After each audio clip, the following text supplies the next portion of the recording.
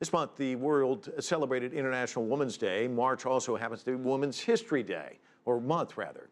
It's a chance to honor the important role women play in our society and also a time to recognize contributions they've made in unlikely places. For example, the military, once dominated by men, but that's changing in a big way across the globe and in the U.S. CCTV's Hendrik Sybrandy reports.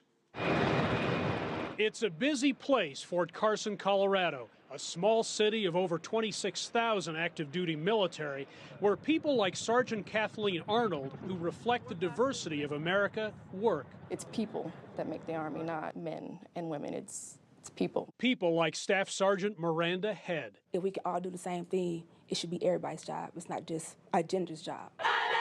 Times have certainly changed in the U.S. military. For years, women were confined to mostly support roles in the services. Then came the all-volunteer force. The range of jobs that women could do within the military really expanded until fairly recently, when there were only pretty much direct combat roles in which they could not serve.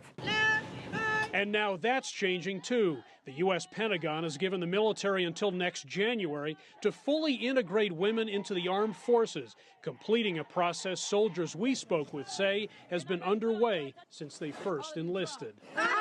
Our male battle buddies actually see us as sisters instead of just females who came in the military, so they look at us kind of different now. But that's not to say this is a gender-neutral U.S. military. Some critics say women continue to face roadblocks to some service jobs. Others say stereotypes that female leaders fight in the corporate world are an issue in the military, too.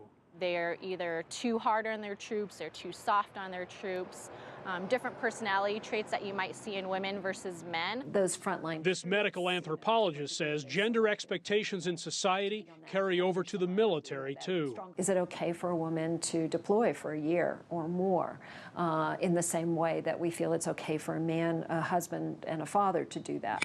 Meantime, technology, lighter packs, and weapons have helped level the playing field for women. That's how I am. Arnold, who calls her Army career rewarding and non-stop, says she's ready to re-enlist. I'm proud to be a part of it. I'm proud to be a part of history. I'm glad I'm here. The military teaches the best leaders in the world. This vet says women make for a better military, assuming, of course, they're up to the job. What doesn't run smoothly without a woman's touch? Hendrik Sybrandy, CCTV, Fort Carson, Colorado.